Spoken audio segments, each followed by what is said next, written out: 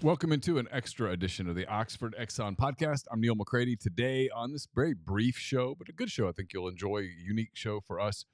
Elliot Markuson, former Lafayette High School football player, former Ole Miss football player, currently a member of Team USA Bobsled, joins to talk about his journey, how he got from the South to Lake Placid, New York, out in Park City, Utah, as part of Team USA on the bobsled team. So we'll talk to him about that.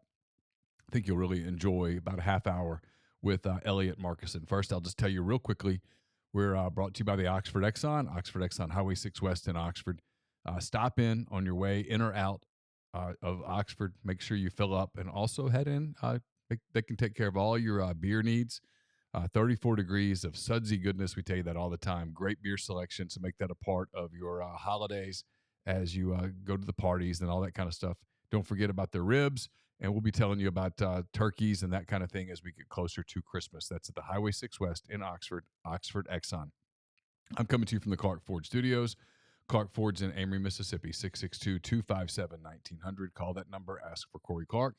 Tell Corey what Ford product you're looking for. He'll send you a quote within 15 minutes in business hours, right to the bottom line. No hassle, no haggle. You get your quote, and the rest is completely up to you. You can shop that quote around. You can do what I've done, what I recommend that you do, and that's hop into a Clark Ford today.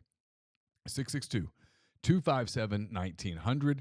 Elliot Markuson and all guests join on the Campbell Clinic hotline. The Campbell Clinic is in Oxford now, 2608 South Lamar Boulevard, Suite 102, just across the street from the cottages at Hooper Hollow. The Campbell Clinic provides full-service orthopedic care, everything from sports medicine to foot and ankle surgery to spine and total joint care to pediatric orthopedics, physical therapy, and more. To book an appointment, go to campbellclinicoxford.com or call 901-759-3111. Walk-ins always welcome at the Campbell Clinic, Monday through Friday, 7:30 a.m. to 4 p.m. Speaking of the Campbell Clinic, we go to the Campbell Clinic hotline now, and Elliot Markuson. Elliot Markuson, kind enough to join us here on the Campbell Clinic hotline. Elliot, I really appreciate your time. Your story is one that I kind of can't wait to dive into a little bit, because when I see us, we're Facebook friends, right? And sometimes I'm on Facebook and I see something and I was like, I didn't know Elliot was in bobsledding. And then he's in real bobsledding. Like he's really doing bobsledding. And it just kind of caught my attention. I was like, hey man, would you come on the podcast? And you were kind enough to do it. And here you are live from Washington, DC, at least from today. Elliot, how are you?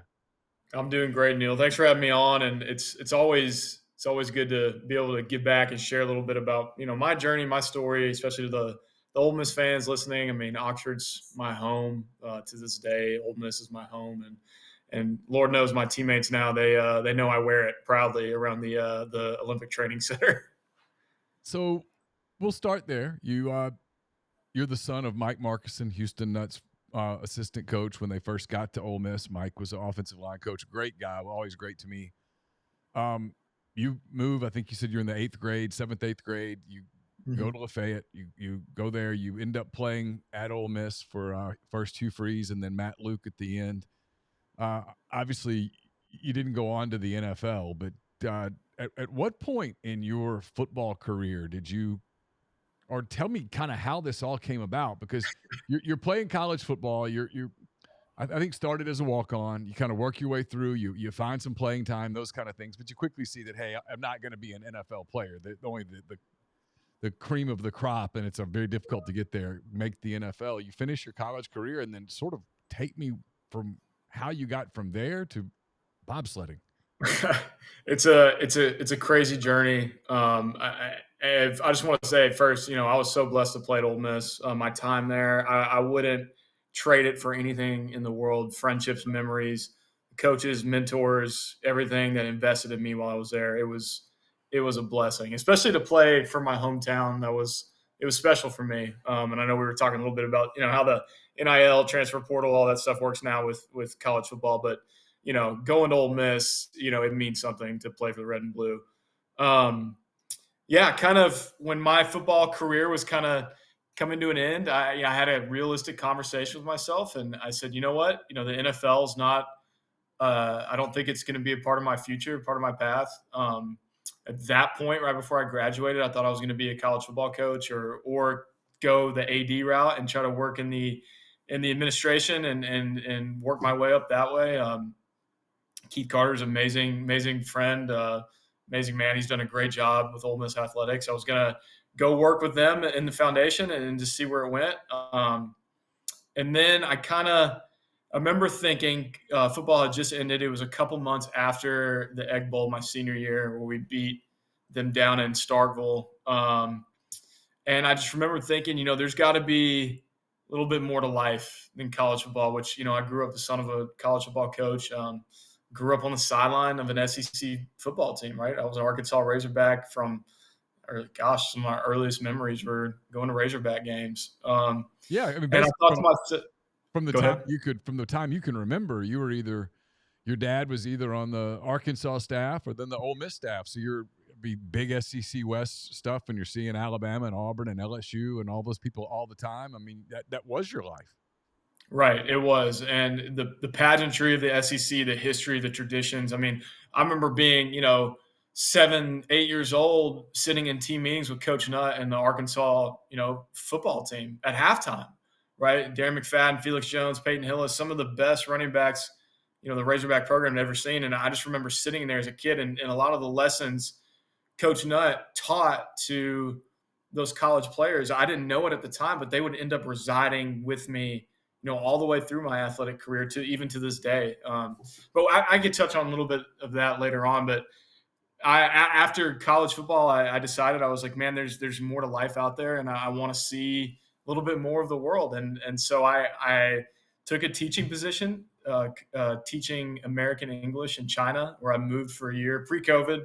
And then while I was there, the community was small of the expats, kind of guys showing up from all over the world. And I got plugged in with the American football community in China and did some coaching over there with the International Academy. And then it was cool. Got hooked up with the NFL in China, and they were doing a football camp clinic program. And they hired me, and they hired my dad. So they flew him out to China. He got to spend 2 weeks with him out there. And yeah, that was doing that kind of set me up to what, my career is now and what I do outside of being a professional athlete as a bobsledder. I work in sport diplomacy. So it's a blessing, man. And so the time in China ends, I come home and my family was living outside of Nashville. So Nashville was an easy place to land. A lot of friends from Ole Miss and moved there. And I remember starting my first job in Nashville, and I saw this kind of ad, or I don't know if it was an ad, kind of this like this thing to kind of apply or to, if you're interested in doing winter sports, you can kind of fill out a profile and see where it kind of takes you. Because in the United States, most winter sport programs recruit from old athletic pools. So, especially bobsled, we recruit from, track and field and football. It's kind of the two main things. And so at the same time, I kind of reached out to a coach and a friend that I had a connection that I had known from Ole Miss, who at the time was working for the men's speed skating team. And I said, hey, what does this kind of look like? And then he kind of helped me through the process. And I remember getting accepted onto it. At the time, NBC used to have a show called The Next Olympic Hopeful. I got accepted onto the show to go to Colorado Springs and essentially just try out for a winter sport team. I didn't know it was going to be bobsled. And fast forward a little bit, a month later, COVID happens and they cancel, everything shuts down. They cancel the show. And I still remember thinking I had been reading up a lot more about kind of what it's going to look like and stuff. And so I was like, you know what? I really want to give bobsled a shot, right? I knew the stories of, Herschel Walker and, everyone's seen Cool Runnings, right? So I was like, I want to see what this is about, right? Herschel Walker and Willie Galt, Ronaldo Nehemiah, if I remember correctly, all those guys sort of ended up taking a leap and did some bobsled stuff, right? Yeah, man, it's the Wild West. I will say that we're some cowboys on ice. That's the best way I could put it. And the recruitment after that was just kind of crazy. Like I remember reaching out to the director of performance at the time of the bobsled team, and I was like, hey man, like I'm still interested in doing this even though the show got canceled. And he said, I remember your profile and everything. He goes, everything went virtual then, so he's like, I want you to do a virtual combine I had to do a couple interviews. So I remember I'm living in Nashville. I have my roommates go with me to a local high school field. I do a bunch of combine stuff, submit it, do a couple Like interviews. what? Sprints and stuff like that, or what? Yeah, it was a standing broad jump. I think it was a triple jump, a 40-yard dash, and maybe there might have been one more thing, a shot toss, something to show kind of explosive power. Um, and then he was like, "Okay, I got your submission. Just if we like you, we'll hear from you, or you'll hear from me in a couple weeks." So 3 weeks go by. I'm getting ready to go to work, and I'm like, "Man, I didn't hear anything from them. They must not like me, right?" And then I get a call. I'll never forget. It was a Wednesday morning. I get a call. I'm about to go to work, and it's that director of performance for the bobsled team. And he said, "Hey man, have you not been getting my emails?" And I was like, "No, sir. What?" I was like, "What's going on?" He goes, "Man, I've been emailing you for a week and a half. I need you to do about 20 pages worth of intake paperwork, physical, background check, all of it. And next week, I need you to drive from Nashville to Lake Placid, New York, to start your rookie camp." And I was like, all right. So that was me. That was initially me being thrown into the sport. And then ever since then, man, it's been quite literally a ride. So yeah, so you go to Lake Placid, obviously the site of the 1980 Olympics. That's where the miracle on ice happened. All that stuff. You get to Lake Placid. At this point, have you ever been in a bobsled?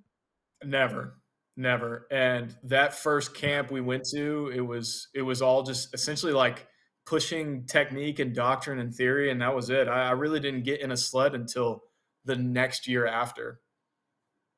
So you go up there, and the whole thing is about when you say doctrine and theory, they're the physics of it. They're explaining to you how it works, that kind of thing. Yeah, because a lot of it's a very it's a sport that's like it's measured in hundreds and thousands of a second, so it's very technical, right? And so just learning how to push a sled properly, there was a lot of kind of teaching and a lot of coaching involved, especially in a 4-man sled, because I mean you're getting in there like dominoes, right? Like it's it's crazy. So yeah, a lot of teaching, and that's one half of the sport, right? The other half is actually sliding down the track, which is that's a whole other animal. So, and just correct me if I'm missing something, or if I'm not going in the right order here, but your first time in a sled, you've at this point you've studied it, you've worked at it, they've approved you to get. They think, hey, this guy can handle a sled. Hmm. First time in a sled, what do you remember? Oh man, it was actually we have two tracks in the United States. We have our home base, which is where USA bobsleds house, and that's in Lake Placid. And then our second home base, or our second track, is in Park City, Utah, where they had I think it was the 2003 Salt Lake Games Okay. or 2006, one of those. Anyway, and that track's a little bit easier in terms of being able to handle it. Like it's not as rough. So I go out there for my first sliding camp, and man, uh, there's nothing that is comparable or can even do it justice explaining the feeling of just what you're seeing, your central nervous system's going through in the back of the sled. I mean, there was a study some USOPC scientists did this past season, and the G's that are exerted on us bobsledders is the same as an Air Force fighter pilot. And it's just pretty typical, around 5 to 6 Gs. So not for long periods of time, but quick bursts. And so it's nothing that football prepares you in a way of being, mentally tough, being able to kind of handle some punishment. But man, that those first few days of sliding, it really it'll wake you up for sure. You're going about what, 80 to 90 miles an hour? Yeah. Yep. And you're going around these hairpin turns. Now, Yep. once you get in the sled, are you controlling anything, or at that point, are you just along for the ride? Yeah, so I'm a brakeman. I'm a push athlete. So essentially, our job is to push a sled, get in, hold on, say a little prayer, and make it down safely. That's kind of my standard operating procedure in the back of the sled. Our pilot. So I'm in the back, and then we have a driver who actually steers the sled. Um, and then when you're in those turns, you're the G force and the pressure is essentially folding you in half like a lawn chair. And so you're stuck in there, right? Like you don't see out the front. I pick one spot in the sled. I look at it the whole time, and I count the turns. I memorize the track just to help my kind of orientate myself to where we're at, and how best I can be, riding in the sled, right? Because it's all about time. How efficiently can we make it down? And like I said, the sport's measured in hundreds and thousands of a second. So, if you're riding too high, that's drag that adds seconds. I don't know. It's one of those that I can't even imagine, right? So I'm trying to, in my mind. Well, we can get you in the back of a sled, Neal. I mean, we can make it happen. So when you put an amateur in the back of a sled, I mean, he's endangering you though, right? Because I mean, if you're not lined up correctly, I mean, I've seen these things crash. I mean, there's not anything protecting you from the ice. I mean, you're just in a tight suit to go as aerodynamic as possible. It's not like you're wearing. Yeah, yeah. There's, if the sled crashes, it's not going to go well. No, I've been in a couple crashes. Crashing is just part of the sport. The one thing I would equivalent to is getting hit by a really good pulling guard is what it essentially feels like, and then you're just being dragged on the ice. And we wear a special like Kevlar burn vest under our suit, so once you're on the ice and you're upside down, the ice, the friction heats up, and so you can get ice burn on your back. So we have to wear this special vest essentially under our sliding suits. So I know you're heading out to Utah here later this week. Probably by the time people see and hear this, you'll be in Utah for another competition, another camp. Mm-hmm. I'm assuming that the end game here is to get to the Olympics. Yeah, so there's different circuits. We compete every year. There's different circuits that Team USA Bobsleigh competes in, and this year I'm on the North American Cup circuit. So the last race of this circuit's in Park City. So I'll be competing against probably like 6 or 7 nations out there. So usually like most of the Canadians, Israelis, I think Brazil might have a team. So South Korea has their team out there. So it is so cool going from, SEC football where you see the best of the best, in my opinion, college football athletes, right? And then you get to go to the international stage representing your country, and then you get to see some of the best from other countries, right? And you get the cross pollination, and man, it's fun and it's a blessing. And yeah, I think the end goal is, to hopefully make the Olympic team in 2026. And they don't name the Olympic team until 3 to 4 weeks before the Olympics. So it's everything is measured in quads, so 4 years. So it's just keep progressing, keep climbing, and keep getting better. So you're trying to make the team as a brakeman. Yeah. Is it Breakman, whatever? Yep. How do they measure you against 6 other brakemen? I mean, what separates? Because I'm guessing it's very, very close, right? What separates you from the number 1 guy or the number 4 guy from the number 1 guy? How do they measure those kinds of things? How do you get to the top? Yeah, absolutely. We have inter team competitions all season. The first one we kind of have is our national push champs, where we do push standards. We have an indoor ice house facility in Lake Placid. We do individual push champs, and then we do combo push champs, and those are weighed separately. On the men's side, the 4-man combos, those are weighted the most. And then we have our team trials, which we just got done with in Lake Placid about a month ago. Unfortunately, right before I was supposed to race in team trials, I broke my toe in a 4-man sled, so I didn't get to race. I was kind of bummed about that. So, but yeah, and yeah, it's a lot of testing. It's a lot of attrition, right? Staying healthy. That's the main thing. It's a violent sport. And my teammates, they're phenomenal athletes. They're some of the best athletes from across the country in different disciplines, different sports, track and field. There's a guy that he was a swimmer. We've got bodybuilders, and you get the mixed gambit of athletes. And we're all there to make each other better and represent Team USA and the best of capacity that we can. So I was going to ask, obviously in football, you make a lot of friends, on the field and practice, because I don't know that too many people have ever said, "Hey, football practice is sure the most fun thing in the world," right? There's a bond that gets formed in the locker room and practice and that kind of thing. Have you developed those kinds of friendships in the bobsled world? Oh yeah, absolutely. Some of the memories and friendships that'll last a lifetime and longer. Met my girlfriend through bobsled. She's on the women's team. Um, and it's funny because you get these elite athletes from all over. One of my best friends on the team, he was a medalist in the 2012 London Olympics, right? So it's crazy. You meet these incredible people, incredible stories, and then once you kind of get together, you just kind of become standard, operating procedure of like we all do this crazy sport together for this finite amount of time, and just learn to love it and learn to love the process.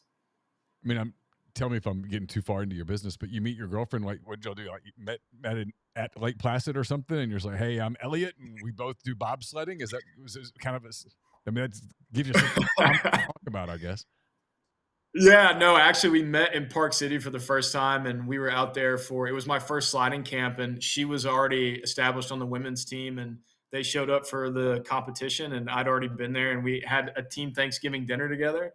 And being from the South, being from Mississippi, I know how to cook some food, man. And I was in charge of the turkey and the ham, and remember all the women from the women's team were coming through, and I'm serving the turkey and ham, and I just remember thinking like, man, she's pretty cute. I'm gonna give her some extra turkey and see if she notices me. And yeah, that did not happen. She did not she did not care. And then we There's reconnected a lot the of guys summer out there after are that. like, "Is it that simple? Just a little extra turkey?" Where that yeah, the Yeah, man, little more that's how I complicated. thought. Yeah, and we reconnected over that next summer in New York, and yeah, it's fun. Yeah, we're the bobsled couple. So So what does your family think of this? I mean, this couldn't have been something at any point in your Ole Miss football career that you thought, yeah, I'm gonna one day try to make the Olympic bobsled team. I mean, that has to be obviously it's a at the holidays. I'm guessing when you're sitting around with family members, you're getting peppered with questions. But was it yeah, and every time I come back to Oxford, it's usually the first thing that gets brought up is, what do you usually it's like, what do you know about ice? There ain't no ice in Mississippi, and you're right. I want to say I don't want to claim this title yet, but I think I'm the first bobsled athlete from the state of Mississippi history. I think. Um, that's a safe bet? so yeah, so it's kind of funny, my coaches, they just kind of think I'm a redneck from Ole Miss, but it's fun. Yeah, my family, they at first they thought it was a joke until I actually go to New York, and then I'm sending videos of me going down in the sled, and my poor mother, I thought she was gonna pass out. Right, my dad thinks it's the coolest thing, right? Because my dad's from Minnesota, so he grew up playing hockey, and winter sport was a big deal for him growing up, and now I get to do bobsled, so it's interesting, and it's part of the adventure, and that's what kind of I tell people now. It's like, man, put yourself out there. Go do some life's an adventure. Go do some fun stuff. Go experience it. You don't ever know what could happen, right? Like you said, you know, after my last game playing Mississippi State in Starkville, I had no idea I was going to get in a sled wearing a USA uniform, right? But here we are. God works in amazing ways. What'd you learn from football? Obviously, you were one of those guys that had to grind, right? You weren't a star. There was nobody handing you a lot of stuff. This was pre NIL and that kind of thing. I mean, Yeah. it's a lot of sacrifice for someone like you to stick in a program for as long as you did. What'd you learn from it? I learned that it's powerful to be a part of something bigger than yourself. And for me, that was Ole Miss, right? I loved the Rebels. I loved Oxford. I loved, the people there. I learned that adversity is a friend, right? It's something you embrace because it helps you become the person you are meant to be, right? Don't ever run from hard work. Don't ever run from being told no, right? Just keep grinding, keep showing up every day. And I think, those are lessons also that were instilled in me, like I talked about earlier with Coach Nutt when I was just a little kid, and carried those through. And I had amazing coaches at Ole Miss, right? And then my senior year, playing for Coach Matt Luke, and Bradley Pivoto was my linebacker coach, and man, it was amazing. That last year was a highlight for me. Um, You talk about telling young people, which I always think is pretty interesting, is I'm a father of 3 pretty young people. My oldest is 22, my youngest is 17. So they're in that age where you're trying to kind of figure out what you're going to do with your life. And that's a lot to even ever think about, really. Because when I was 17 to 22, I had no freaking idea what I was going to do with mine. So I never feel like I can address that with any degree of authority, even to my children. You just sort of fake it. But you did take this leap of faith. I mean, not just the bobsledding thing, but going to China. I mean, like when you say that to me now, in my mind, I think that's really intimidating. I mean, what did you learn from just sort of putting yourself not only out there, but like really out there to where, I don't know. I mean, that's just not, it's not, when I say not normal, I don't mean in a negative way. It's just, it's not an easy path. I mean, most people get out of college and they go get a job and they kind of just get started with some 8 to 5 grind. And a lot of times it's not particularly fulfilling and they get to be 23, 24, and especially a lot of ex-athletes who their whole identity, right, was football. And then football's over. There's no practice to go to. There's no workout to go to. There's no coach yelling at you. There's no study hall. There's no training table. And nobody really cares that you played football anymore because football's over and somebody new is playing football. What advice do you give based on your experiences to people who are trying to figure out what's the next chapter when a chapter is closed? Yeah, I would say I look at those and I can't say it enough. I was extremely blessed, and I still am, to have these opportunities and do these things. And I think you're right. I didn't want a normal path. I didn't have a normal childhood growing up. My sister and I, we were extremely blessed, and I think when it ended for me, I looked at college football as, that was one mountain, one peak that I summited.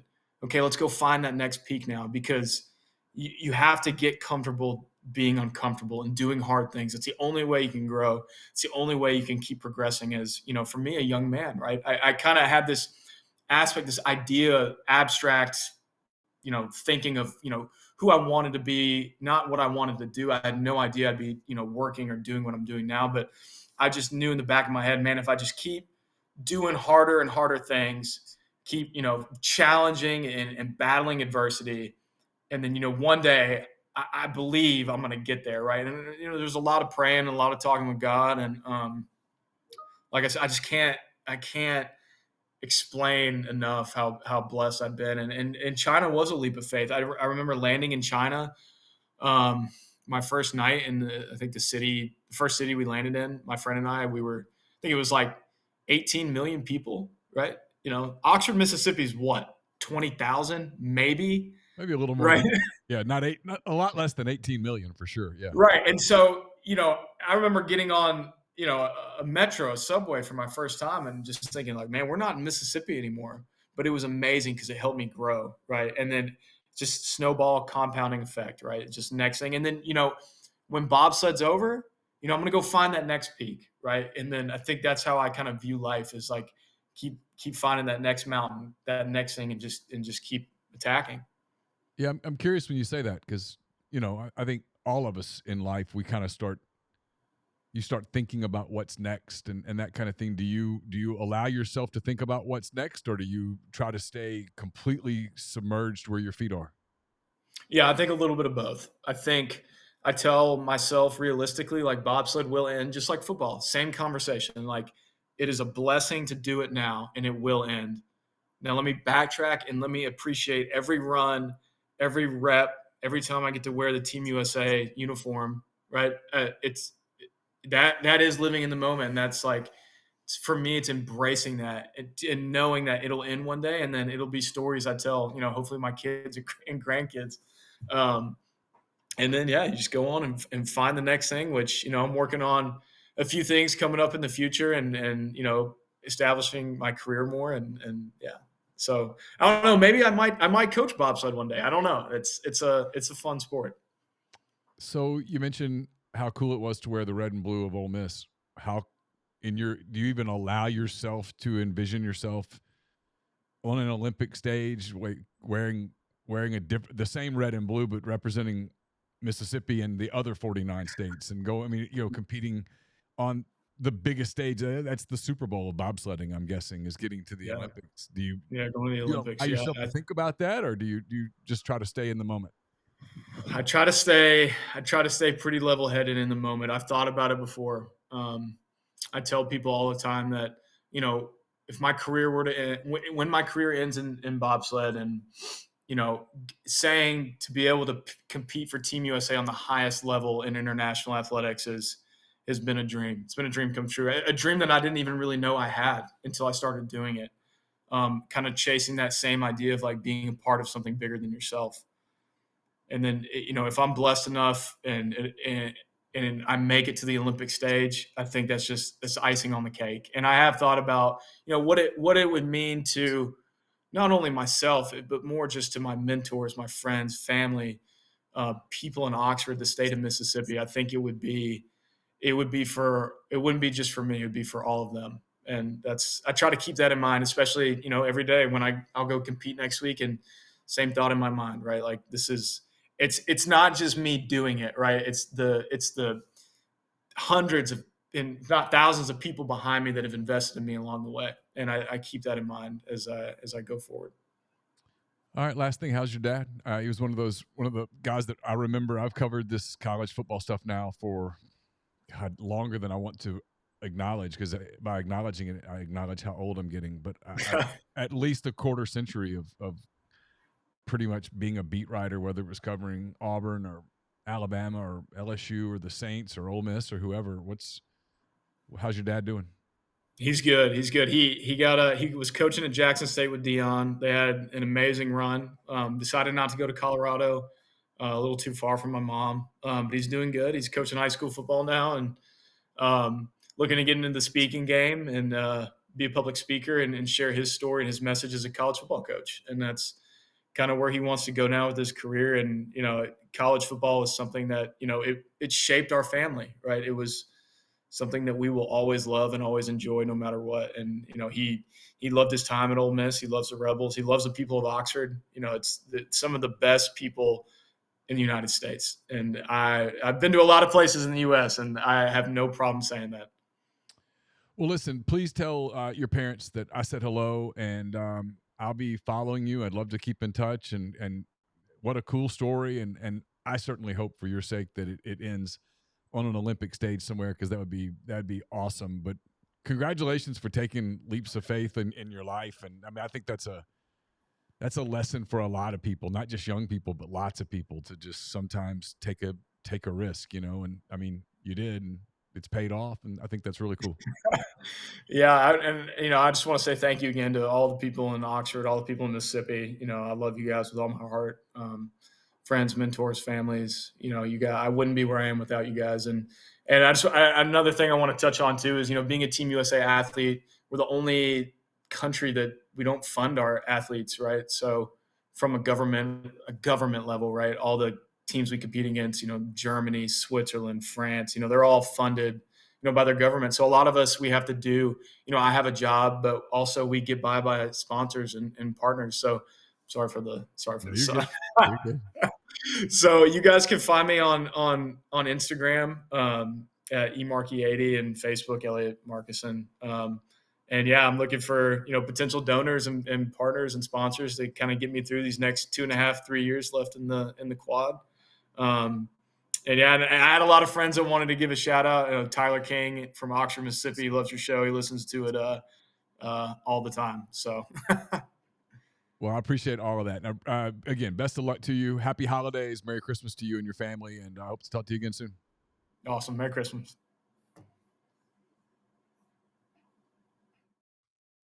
Our thanks to Elliot Markuson for his time today on the Oxford Exxon podcast. Hope you guys enjoyed that. Hope you have a great weekend. Lots of programming up at MPW Digital. Hope you enjoy it. Check it out.